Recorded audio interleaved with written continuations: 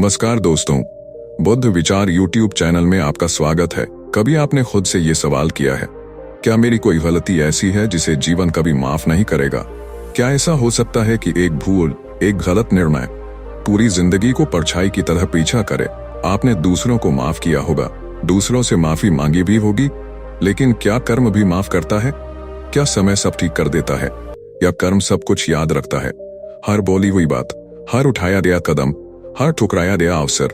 अगर आप भी अपने कर्मों से जूझ रहे हैं, अगर आप भी जानना चाहते हैं कि क्या जीवन एक मौका और देता है, तो ये कहानी आपके लिए है। क्या कर्म किसी को माफ करता है? आइए चलें उस यात्रा पर जहां जवाब आसान नहीं है, लेकिन अगर मिल जाए तो आत्मा को मुक्ति मिलती है। लेकिन उससे पहले वीडियो को लाइक करके चैनल को सब्सक्राइब कर ले, क्योंकि मैं ऐसी वीडियो लाता रहता हूं। एक बार की बात है, किसी दूर नगर में एक गांव था। गांव का नाम था कर्मपुर, और वहां एक लड़का जन्मा था। नाम रखा गया अर्जुन। यह नाम जितना वीरता का प्रतीक था, अर्जुन उतना ही शांत स्वभाव का बच्चा था। गांव वालों को लगता था कि यह बच्चा बड़ा होकर जरूर कोई चमत्कार करेगा, लेकिन किसे पता था कि उसकी किस्मत में एक ऐसा मोड़ लिखा है जहां उसका नाम उसके कर्मों से ही भारी पड़ जाएगा। अर्जुन के पिता हरिनारायण गांव के पंडित थे, बहुत ही धर्मपरायण, सरल और ईमानदार। वे सुबह उठते ही मंदिर जाते, पूजन करते और दिन भर गांव के लोगों को धर्म का उपदेश देते। अर्जुन को भी वे धार्मिक कहानियां सुनाते, खासकर कर्म की कहानियां। वे हमेशा कहते, बेटा, जीवन में कोई भी कर्म व्यर्थ नहीं जाता, जो बोगे वही काटोगे। अर्जुन उन कहानियों को सुनकर गहरी सोच में पड़ जाता। कभी वह पूछता, पिताजी, अगर कोई गलती से बुरा कर्म कर दे तो क्या कर्म उसे माफ करता है? पिता मुस्कुरा देते और कहते, कर्म तो अंधा होता है पुत्र, वह न तो माफ करता है, न ही सजा देने में देर करता है। ये बातें अर्जुन के मन में अंकित हो गई थीं, लेकिन जीवन तो वही है जो हमें सिखाता है, कहानियां नहीं। समय बीतता गया और अर्जुन बड़ा होने लगा। उसका मन पढ़ाई में नहीं लगता था। वह खेतों में काम करता, जानवरों के पीछे दौड़ता और कभी कभी गांव के नल के पास लड़कों के साथ लड़ाइयां करता। धीरे धीरे उसमें गुस्सा और अधीरता आने लगी। हरिनारायण ने देखा कि अर्जुन अब वैसा शांत नहीं रहा। एक दिन उन्होंने बेटे को बुलाया और कहा, बेटा, तुम्हारे भीतर गलतियां करने की आदत बढ़ती जा रही है। याद रखो, जो तुम आज करोगे वह कल तुम्हारा पीछा करेगा। अर्जुन ने गुस्से में कहा, पिताजी, आप हमेशा कर्म की बातें करते हैं, और ये कर्म क्या खुद इंसान की भावनाओं को समझता है? कभी कभी हालात ऐसे होते हैं कि इंसान से गलती हो जाती है, क्या तब भी कर्म सजा देता है? हरिनारायण चुप हो गए। उन्होंने बस इतना कहा, बेटा, कर्म का नियम मनुष्य की भावना से नहीं चलता, वह सृष्टि के नियम से चलता है। पर अर्जुन को अब ये बातें खोखली लगने लगी थीं। उसे लगता था कि उसके जीवन में जो भी कठिनाई आ रही है, वह केवल इसलिए नहीं कि उसने कुछ गलत किया है, बल्कि इसलिए कि दुनिया उसे समझ नहीं रही। यह सोचते सोचते अर्जुन उस रास्ते पर चल पड़ा जहां हर कदम कर्म की परीक्षा बन गया। एक दिन गांव में मेले का आयोजन हुआ। अर्जुन भी दोस्तों के साथ वहां गया। मेले में उसकी किसी से मामूली बात पर झगड़ा हो गया। गुस्से में आकर उसने उस लड़के को इतनी जोर से धक्का दिया कि वह नीचे गिर पड़ा और उसका सिर पत्थर से टकरा गया। खून बहने लगा। लोग दौड़े, किसी ने पानी डाला, किसी ने पंडित हरिनारायण को बुलाया। अर्जुन वहीं खड़ा कांप रहा था। उसे समझ नहीं आ रहा था कि उससे क्या हो गया। वह तो बस गुस्से में था, और उसके गुस्से ने किसी की जान खतरे में डाल दी थी। लड़के को शहर के अस्पताल ले जाया गया और अर्जुन को गांव के चौपाल में बुलाया गया। हरिनारायण ने उसका सिर नीचे झुका देखा और कहा, देखा बेटा, यही होता है जब इंसान अपनी भावनाओं के बहाव में कर्म की लकीरें मिटाने की कोशिश करता है। लेकिन याद रखो, ये लकीरें मिटती नहीं, गहरी हो जाती हैं। अर्जुन की आंखों में आंसू आ गए। उसने कहा, पिताजी, क्या मेरा ये कर्म कभी माफ होगा? क्या जो मैंने किया वो अनजाने में किया, उसका कोई मोल नहीं? पंडित जी ने गहरी सांस ली और बोले, अब तुम उस लड़के की सलामती के लिए प्रार्थना करो। शायद वह कर्म तुम्हारे लिए एक मौका छोड़ दे, पर माफ करेगा या नहीं, ये तुम्हारे हाथ में नहीं। उस दिन के बाद अर्जुन बदल गया। वह मंदिर जाने लगा, पिताजी के साथ बैठकर मंत्र सीखने लगा, गांव के बुजुर्गों की सेवा करने लगा। पर उसके मन में एक डर बैठ गया था, क्या उसका एक बुरा कर्म उसकी पूरी जिंदगी को निगल जाएगा? समय बीता। वह लड़का जो घायल हुआ था, अब धीरे धीरे ठीक होने लगा। एक दिन उसकी माँ अर्जुन के घर आई और बोली, जो हो गया सो हो गया। अर्जुन, पर तूने मेरे बेटे के लिए जो प्रार्थना की, सेवा की, उसने तुझे मेरी नजर में माफ कर दिया। मगर ये मत समझना कि कर्म भी माफ कर देगा। वह तो तभी रुकेगा जब तू खुद को सही साबित करेगा। ये शब्द अर्जुन के दिल में धर कर गए। वह जानता था कि अब उसे अपने हर कदम पर सोचना होगा, हर कर्म को समझकर करना होगा। वह चाहता था कि उसका एक गलत कर्म उसके जीवन की पहचान न बने, बल्कि उसका सुधार उसकी पहचान बने। पर क्या यह संभव था? क्या एक गलती से जन्मा कर्म किसी के लाख प्रयासों के बावजूद माफ हो सकता है? अर्जुन ने ठान लिया कि वह खुद इसका उत्तर ढूंढेगा, कर्म के उस रहस्य को समझेगा जिसे अब तक वह केवल सुना करता था। और इसी सवाल के साथ अर्जुन की यात्रा शुरू होती है, कर्म के रहस्यों को समझने की, खुद को माफ करने की और दुनिया के न्याय से लड़ने की। अर्जुन अब बड़ा हो चुका था। उसके भीतर अभी भी वो प्रश्न था जो बचपन से उसे बेचैन करता आ रहा था। क्या कर्म किसी को माफ करता है? उसने तय कर लिया कि वह भिक्षुराज से मिलेगा। शायद वही कोई उत्तर दे सकें जो उसके भीतर की आग को शांत कर सके। उसने पिताजी से अनुमति ली और यात्रा पर निकल पड़ा।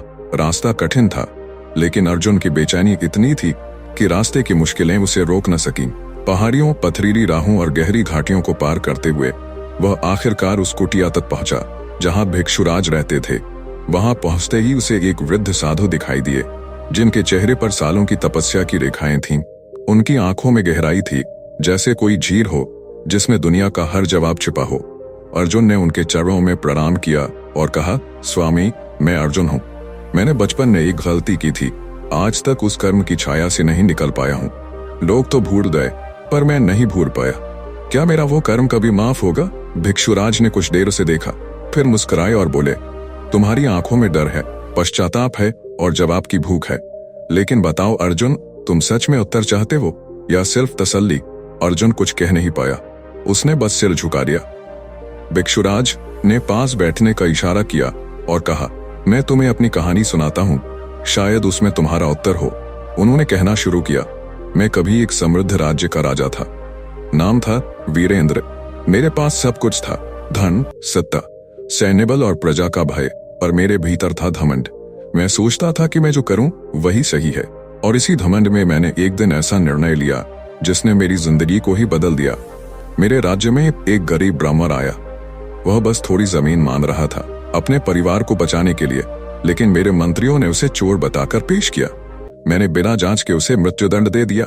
कुछ ही समय में पता चला कि वह निर्दोष था, लेकिन तब तक देर हो चुकी थी। उस दिन के बाद मेरे जीवन में सब कुछ बदल गया। मेरी पत्नी ने मुझसे बात करना बंद कर दिया। मेरा बेटा बीमार रहने लगा। राज्य में सूखा पड़ा। मैं पूजा पाठ करने लगा, हर मुनि से क्षमा मांगी, लेकिन कुछ नहीं बदला। सबने कहा कि यह सब उस ब्राह्मण के शाप का असर है, पर मैं जानता था यह शाप नहीं, मेरे कर्म का न्याय था। मैंने अपना राज्य छोड़ दिया, जंगलों की ओर निकल पड़ा। यहाँ आकर वर्षों तक तपस्या की, लोगों की सेवा की, भूखे को भोजन, बीमार को औषधि दी। धीरे धीरे लोगों का भरोसा लौटने लगा। पर अर्जुन, मैंने खुद को कभी माफ नहीं किया, क्योंकि मैं जानता हूं कर्म का न्याय समय से नहीं चलता, वह आत्मा के धाव पर चलता है। अर्जुन की आंखें नम हो गई थीं। उसने कहा, तो क्या फिर कभी माफी नहीं मिलती, चाहे हम लाख कोशिश कर लें? भिक्षुराज बोले, माफी कर्म से नहीं मिलती, अपने आप से मिलती है। कर्म माफ करता है या नहीं, ये तो किसी को पता नहीं, लेकिन तुम अपने भीतर की आग को बुझा पाओ, यही असली जीत है। कर्म एक शिक्षक है, न्यायाधीश नहीं। वह तुम्हें सजा नहीं देता, वह तुम्हें जागरूक करता है, तुम्हें बदलने का अवसर देता है। अगर तुम बदल ले तो समझो कि कर्म ने अपना काम कर लिया। अर्जुन बहुत देर तक चुप बैठा रहा। भीतर कुछ टूटता भी था और जुड़ता भी था। भिक्षुराज ने आगे कहा, तुम्हारी गलती जीवन का अंत नहीं है, वह एक अध्याय है। अगर तुमने उससे सीख ली है और अब हर कदम सोच समझ कर रख रहे हो तो तुम पहले से बेहतर हो चुके हो। अर्जुन ने धीरे से पूछा, पर अगर कभी वही गलती दोबारा हो गई तो? भिक्षुराज ने गंभीर स्वर में कहा, तब वह गलती नहीं, तुम्हारा निर्णय कहलाएगा, और निर्णयों पर कर्म और कठोर होता है। इसलिए सजग रहो, सचेत रहो, जीवन तुम्हें फिर अवसर देगा, पर हर बार नहीं। अर्जुन अब समझ चुका था कि कर्म का न्याय बाहरी नहीं, भीतर का होता है। तुम कितना बदलते हो, कितना सीखते हो, यही तय करता है कि तुम्हारा कर्म तुम्हें क्या सिखाएगा। वह भिक्षुराज के चरणों में गिर पड़ा और बोला, मैं बदलना चाहता हूँ। मैं अपने भीतर का भय, क्रोध और घृणा सब समाप्त करना चाहता हूँ। भिक्षुराज ने उसका सिर सहलाया और कहा, तो आज से तुम कर्म से भागना नहीं, उसके साथ चलना सीखो, और एक दिन तुम्हें लगेगा कि जो तुम्हें दंड लग रहा था वह तो तुम्हारा गुरु था। उसने ही तुम्हें एक नया इंसान बनाया। अर्जुन ने गहरी सांस ली। फिर बोला, मैं बदलना चाहता हूँ। मैं अपने भीतर का भय, क्रोध और घृणा सब समाप्त करना चाहता हूँ। भिक्षुराज ने उसका सिर सहलाया और कहा, तो आज से तुम कर्म से भागना नहीं, उसके साथ चलना सीखो, और एक दिन तुम्हें लगेगा कि जो तुम्हें दंड लग रहा था वह तो तुम्हारा गुरु था। उसने ही तुम्हें एक नया इंसान बनाया।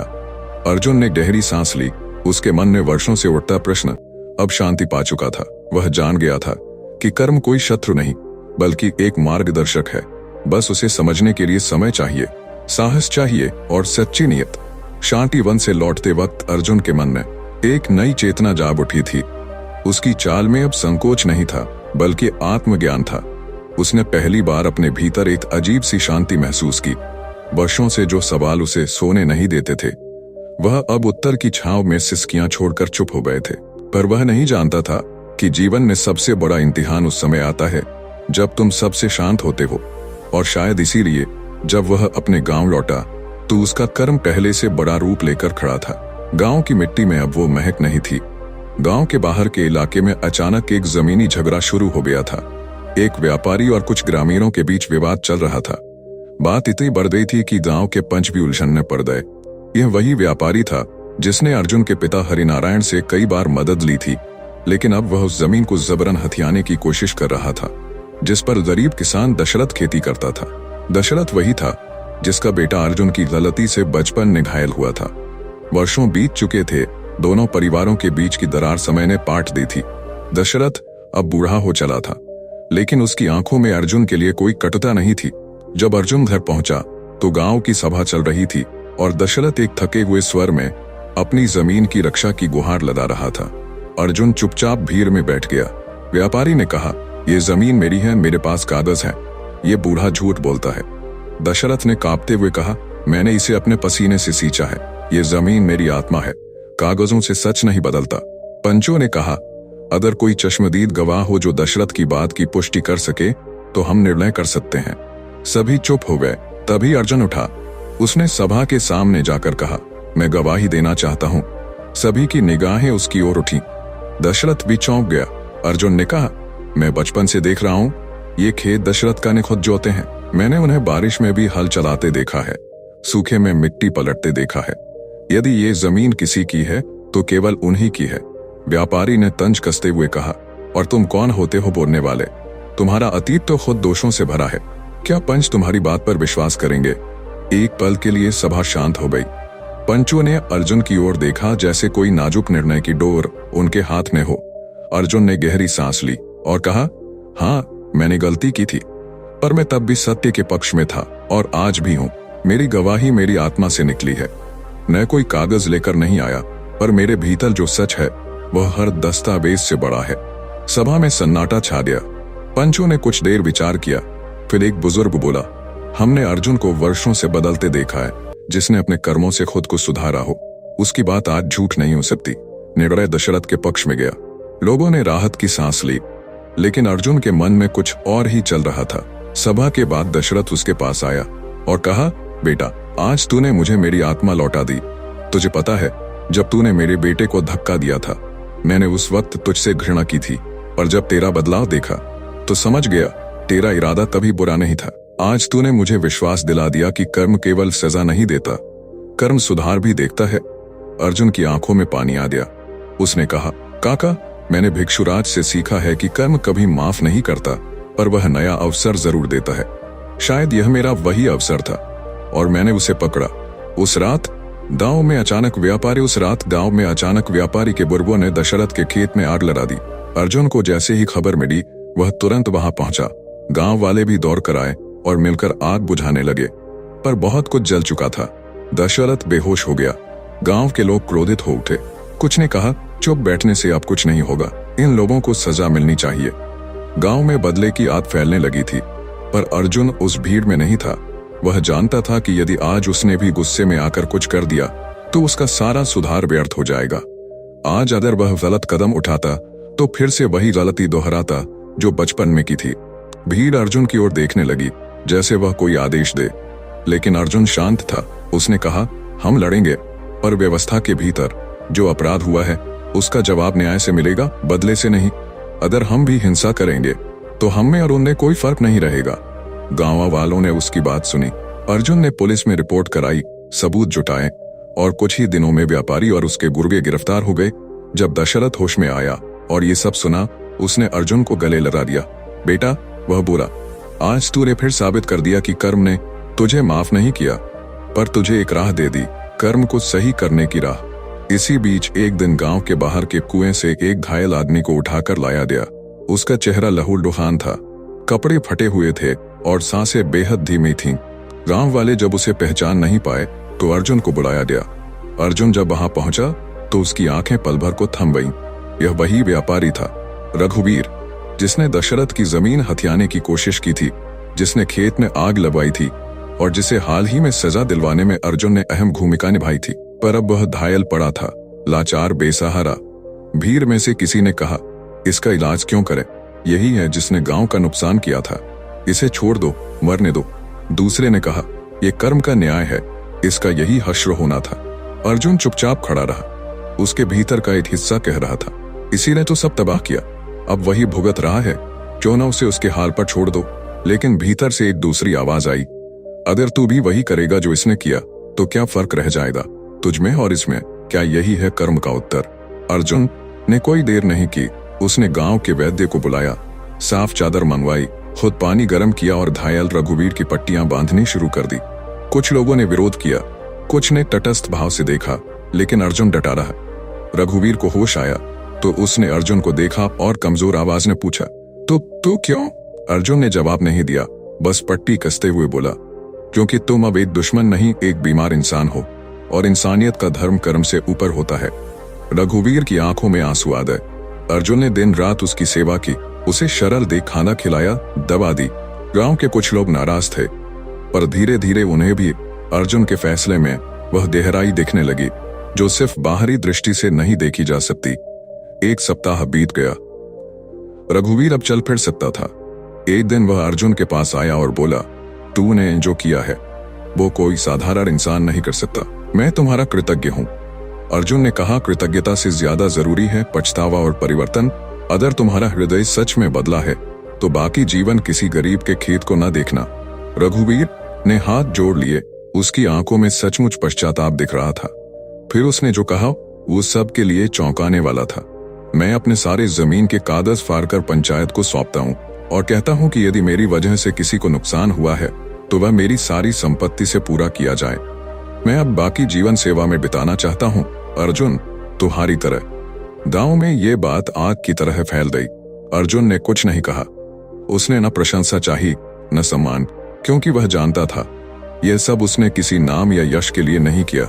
उसने वो किया जो शायद उसका कर्म उससे करवा रहा था। रात को भिक्षुराज से उसकी बात हुई। भिक्षुराज ने पूछा, कैसा महसूस हुआ? अर्जुन बोला, शांति। परंतु प्रश्न भी है, क्या मैंने सही किया?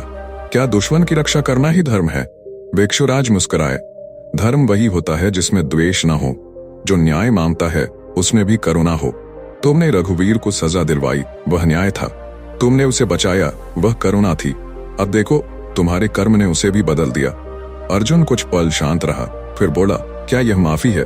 भिक्षुराज बोले, यह कर्म की सबसे ऊंची अवस्था है, जहां न तो दोष दिखता है न पुण्य, बस कर्तव्य दिखता है। जब तुम अपने कर्मों को बिना अपेक्षा के निभाते हो तब कर्म तुम्हें माफ करता नहीं, मुक्त कर देता है। अर्जुन ने अपनी आंखें बंद की। उसे लगा जैसे कोई बोझ उतर गया हो। एक सुबह गांव में खबर फैली कि गांव के मंदिर की जमीन पर अवैध निर्माण हो रहा है। कुछ बाहरी लोग उस भूमि पर कब्जा करने की फिराक में हैं। अर्जुन को तुरंत बुलाया गया। वहां पहुंचकर उसने देखा, मंदिर के पीछे कुछ ईंटें रखी जा चुकी थीं। मजदूर दीवार उठाने लगे थे और एक आदमी सब देख रहा था। उसकी पीठ अर्जुन की तरफ थी, पर चाल से अर्जुन को कुछ जाना पहचाना सा लगा। रुको, अर्जुन की आवाज, गो। सबका ध्यान उसकी ओर गया। वह आदमी पीछे मुड़ा और अर्जुन के पैरों तले की जमीन खिसक गई। वह उसका बड़ा भाई था, यशवंत, जिसे सालों पहले शहर भेजा गया था पढ़ाई के लिए, लेकिन जो बाद में व्यापार की दुनिया में खो गया था। वह अब धनवान था, लेकिन अजनबी लग रहा था। उसकी आंखों में वही तेज था जो अर्जुन की आंखों में अब शांत हो चुका था। भैया, अर्जुन ने धीमी आवाज में कहा। यशवंत मुस्कुराया। अर्जुन, तो अब भी यही है? मैं तो सुनता था तू अब गांव का संत बन गया है। अर्जुन ने पूछा, ये क्या कर रहे हो भैया? ये जमीन मंदिर की है। यशवंत ने कहा, इस पर पुराने जमाने की कोई मूर्ति थी, अब वो जगह खाली है और मेरे पास जमीन का कागज है जो बताता है कि ये अब मेरे नाम है। मैं यहाँ एक गेस्ट हाउस बनवाऊंगा ताकि पर्यटक आए, गांव को भी फायदा हो। अर्जुन समझ गया कि कागज जरूर बनवाए गए होंगे, पर नियत गड़बड़ है। उसने कहा, भले ही तुम्हारे पास कागज हों, लेकिन यह जगह वर्षों से गांव की श्रद्धा का केंद्र रही है। यह भूमि किसी एक की नहीं, पूरी ग्राम आत्मा की है। यशवंत हंस दिया। तो अब भी वही आदर्शवादी है, लेकिन दुनिया अब बदल चुकी है अर्जुन, कागज ही सब कुछ है। अर्जुन ने कोई जवाब नहीं दिया। वह चुपचाप वहां से लौटा, लेकिन उसके भीतर एक ज्वालामुखी फूट रहा था। आज सामने उसका अपना खून खड़ा था और उसी के कर्मों की रक्षा करने की जिम्मेदारी भी उसी पर थी। उसी शाम पंचायत बैठाई गई। गांव के लोग दो हिस्सों में बंट गए। कुछ यशवंत की प्रतिष्ठा और धन से प्रभावित थे, तो कुछ अर्जुन की सच्चाई के साथ खड़े थे। पंचों ने कहा कि यदि अर्जुन को कुछ कहना है तो सबूत लाए। अर्जुन पूरी रात कुरानी किताबें, मंदिर के दस्तावेज, गांव की रजिस्टर फाइलें खंगालता रहा। भिक्षुराज भी उस रात उसके पास आए। उन्होंने कहा, कर्म के रास्ते पर सबसे बड़ी परीक्षा तब आती है जब हमें अपने प्रियजनों के खिलाफ खड़ा होना पड़े। ध्यान रखना, अगर तू चुप रहा तो तेरा कर्म तुझसे मुंह मोड़ लेगा। अर्जुन की आंखें भीग गईं, लेकिन संकल्प और भी मजबूत हो गया। अगली सुबह सभा फिर बुलाई गई। अर्जुन सबूतों के साथ खड़ा हुआ। यह जमीन उस मंदिर ट्रस्ट के नाम पर है जो गांव ने 100 साल पहले बनाया था। यह दस्तावेज उसका प्रमाण है। अगर ये कागज झूठे हों तो मैं अपना नाम गांव से हटवा दूंगा। सभा शांत थी। यशवंत ने कुछ कहने की कोशिश की, लेकिन पंचों ने कहा, आपकी नीयत पर संदेह है। अर्जुन के पास प्रमाण है। आप अपना निर्माण कार्य तुरंत रोकें। यशवंत का चेहरा गुस्से से लाल हो गया। वह अर्जुन की ओर आया और फुसफुसाया, तूने मेरे खिलाफ गवाही दी, मैं तेरा भाई हूं। अर्जुन ने शांत स्वर में कहा, भाई हो इसलिए गवाही दी, क्योंकि अगर कोई और देता तो शायद तुम मुझसे और भी दूर हो जाते। मैं चाहता हूं तुम समझो, कर्म किसी का पक्ष नहीं लेता, वह केवल सच का साथ देता है। और अगर आज मैं चुप रहता तो मेरा ही आत्मसम्मान मर जाता। यशवंत कुछ पल चुप रहा, फिर उसने कहा, तू समी है, तू सही है, ठीक है, पर यह बात याद रख, खून की कीमत भावनाओं से चुकाई जाती है, अदालतों से नहीं। अर्जुन ने आंखों में आंखें डालकर कहा, मैं यही तो समझता हूं भैया, खून का सच्चा मूल्य तभी चुकता होता है जब हम अपने ही परिजन को भी गलत राह से रोक सकें। यही सच्चा प्रेम है, यही मेरा कर्म है। भीड़ तितर बितर हो गई। यशवंत बिना कुछ कहे लौट गया। उस रात अर्जुन अकेले मंदिर के प्रांगण में बैठा रहा। हवा में एक ठंडक थी, लेकिन उसके भीतर तपिश थी। उसने अपना सिर नीचा किया और पहली बार मन से प्रार्थना की, हे जीवन, मुझे कभी अपने सत्य से डगमगाने मत देना, चाहे सामने कोई भी हो। एक दिन गांव के पास के नगर से एक आदमी आया, एक सरकारी अधिकारी। उसने घोषणा की कि राज्य सरकार उस क्षेत्र में एक बड़ी सड़क बनाने जा रही है, जो गांव को 2 भागों में बांटती हुई गुजरेगी। इसका अर्थ था, कई घर उजड़ेंगे, खेत छिनेंगे और मंदिर भी हटाया जाएगा। गांव में हंगामा मच गया। लोग अर्जुन की ओर देखने लगे, जैसे हमेशा की तरह वह ही उनका रक्षक बने। लेकिन इस बार मामला सिर्फ गांव नहीं था, सरकार के दस्तावेज थे, आदेश था, और अगर विरोध किया गया तो पुलिस बल के साथ जबरदस्ती की जा सकती थी। अर्जुन बहुत उलझ गया। उसने अधिकारियों से बात की, प्रस्ताव रखे कि सड़क दूसरी ओर से निकाली जाए, पुराने पेड़ों, मंदिर और खेतों को बचाया जाए, लेकिन किसी ने नहीं सुनी। लोगों ने कहा, अर्जुन, तू ही हमारी आवाज है, अब तू अगर पीछे हटा तो हम टूट जाएंगे। उस रात अर्जुन मंदिर की सीढ़ियों पर बैठा रहा। चांदनी बिखरी थी, पर उसका मन अंधकार में डूबा था। तभी भिक्षुराज आए। अर्जुन ने उन्हें देखा और पूछा, क्या कभी कर्म शांत होता है गुरुदेव? क्या कभी यह दौर खत्म होती है? क्या एक इंसान की जिम्मेदारी का कोई अंत होता है? भिक्षुराज पास आकर बैठे और बोले, जब तक तुम जीवित हो अर्जुन, कर्म भी जीवित है।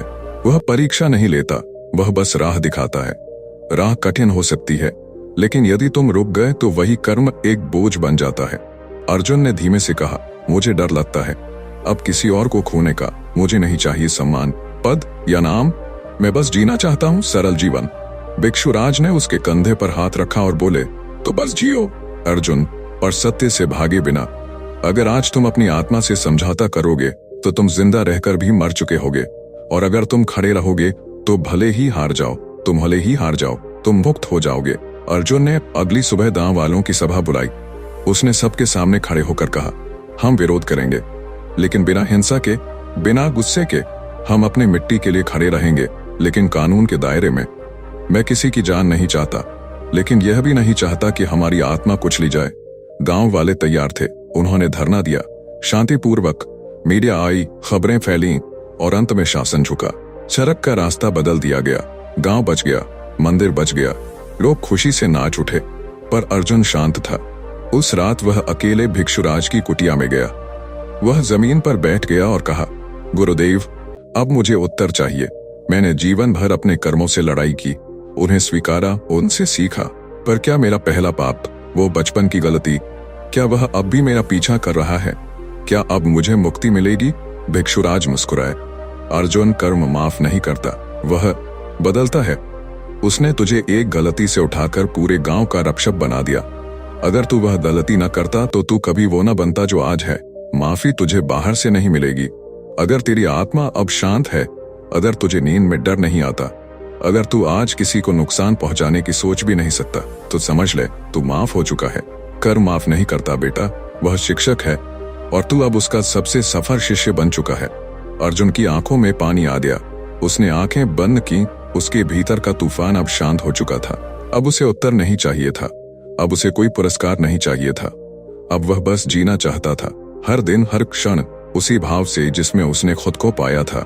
और तभी उसे एहसास हुआ, कर्म माफ नहीं करता, वह बदलने का अवसर देता है। अगर तुम बदल जाओ तो वही कर्म तुम्हारी शक्ति बन जाता है। यही है मुक्ति, यही है मोक्ष और यही है जीवन। तो दोस्तों, इस कहानी से हमें यही सीख मिलती है, कर्म से भागो मत। गलतियां हो तो स्वीकार करो और सबसे बड़ी बात, खुद को बदलो, क्योंकि जब तुम बदलते हो तो कर्म तुम्हारा पीछा नहीं करता, वो तुम्हारे कदमों के साथ चलता है। अगर इस कहानी ने आपके दिल को छुआ हो तो इसे जरूर शेयर करें, क्योंकि शायद किसी और को भी यही उत्तर चाहिए हो। क्या कर्म किसी को माफ करता है? कमेंट में बताएं आप इस सवाल को कैसे देखते हैं। मिलते हैं अगली प्रेरणादायक कहानी में।